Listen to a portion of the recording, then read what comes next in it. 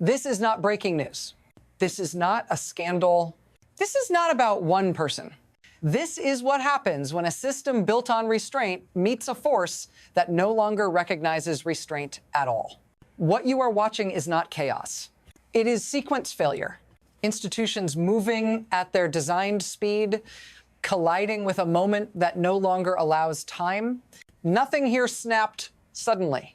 It drifted quietly, legally, until the margin for correction disappeared. The danger isn't what's being said out loud. It's what no longer needs to be said for power to move. If you think this ends with a decision, you're already behind it, because decisions assume consent. And consent is the first thing that vanished. Stay with me, because once you see how this actually works, you can't unsee where it goes next. And what comes next does not wait for permission. What actually controls this system now is not authority. It's tempo. Law moves on calendars. Courts move on filings. Legislatures move on procedure. All of that assumes time still belongs to the system. It doesn't power has shifted to whoever can act between those steps, whoever can fill the gap before the next safeguard arrives. That is the quiet change most people missed. We are trained to look for control in offices, titles, and votes. But those are static. What matters now is momentum. When momentum outruns legitimacy, the system doesn't break loudly.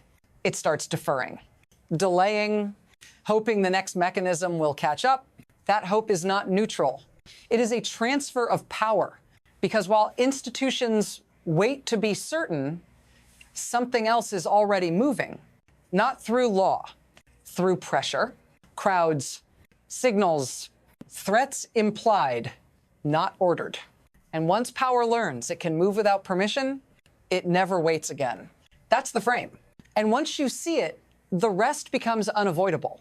There was a time when this system assumed delay was safety. Delay meant review. Delay meant caution. Delay meant legitimacy. Before nothing important happened quickly on purpose, speed was treated as a flaw. Now look at the present. Delay is no longer neutral. It is exposure. Every pause creates a vacuum, and vacuums do not stay empty. What changed wasn't a law. It wasn't an amendment.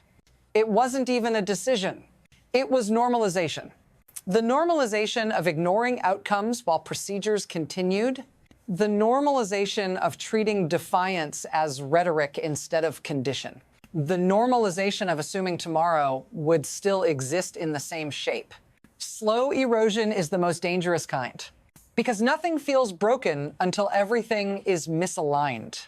By the time the system notices the shift, it is already reacting instead of directing. That's the moment we're in now. And the next phase doesn't announce itself. It arrives disguised as response. Then the system flinched. Not gradually, not rhetorically, all at once. An emergency action, unusual alignment. Voices that normally never share oxygen, suddenly speaking in the same sentence. On the surface, it looks dramatic, historic, unprecedented.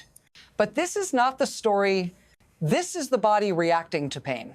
When institutions that survive on disagreement move in unison, it's not because they agree. It's because something has crossed an internal threshold.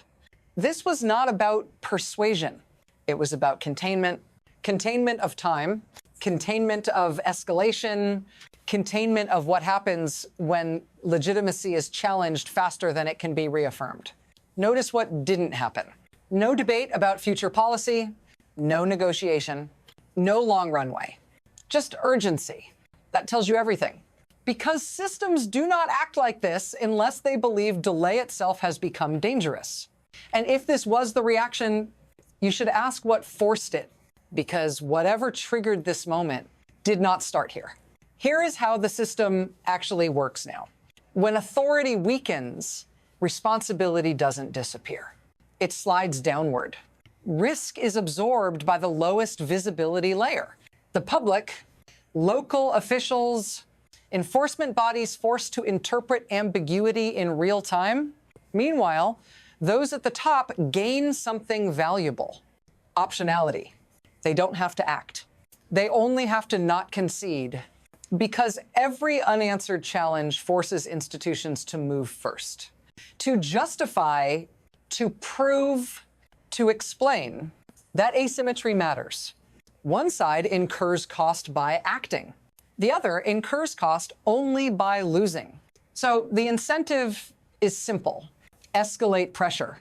Refuse closure. Let the system exhaust itself, trying to restore norms that no longer bind both sides. This is not chaos, it's leverage. And once leverage replaces legitimacy, the system starts protecting itself instead of governing.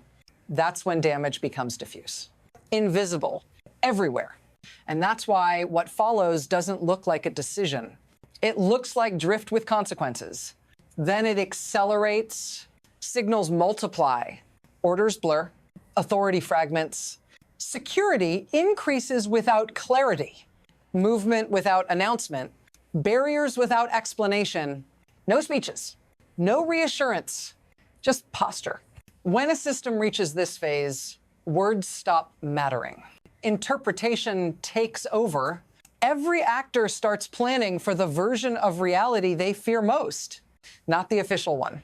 That's how escalation happens without commands. That's how control dissolves without collapse. Because no one wants to be the last institution trusting a norm that no longer protects them. So everyone moves early, moves defensively, moves visibly. The public feels it before they understand it. Tension without context, presence without permission. And once force appears before explanation, it doesn't calm people. It teaches them something else, that whatever happens next will not be managed from the center. Here's where this stops being abstract. This is where it reaches you. You feel it as uncertainty before you can name it. Plans that feel provisional, news that no longer settles anything, a sense that outcomes are announced, then revised, then argued again.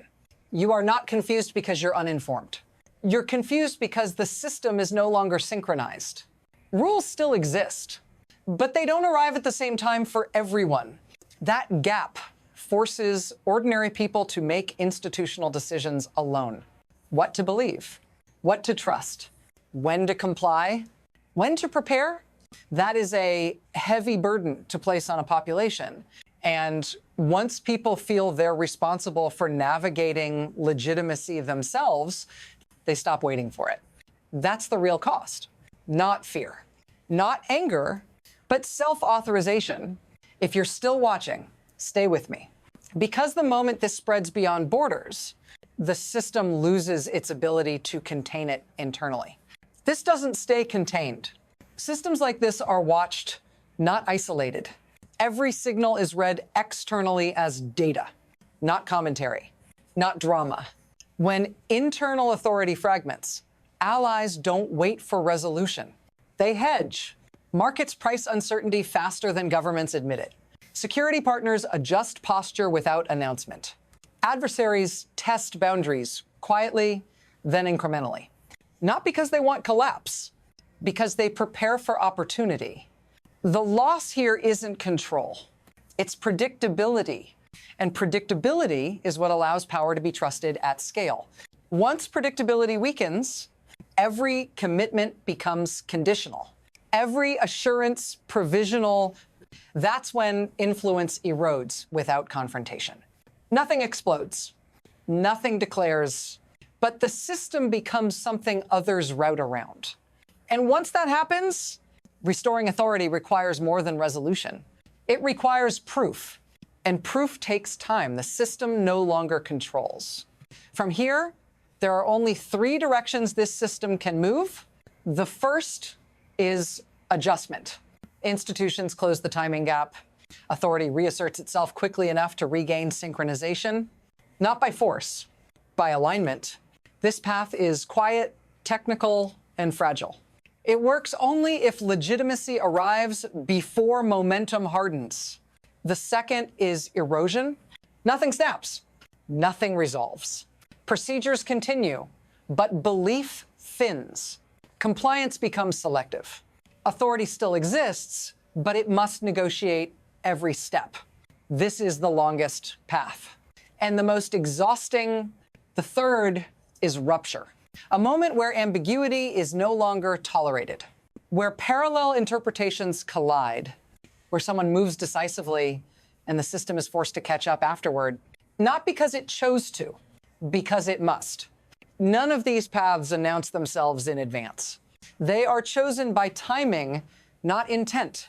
And right now, timing is the one variable no one controls. The next move won't answer questions. It will eliminate options.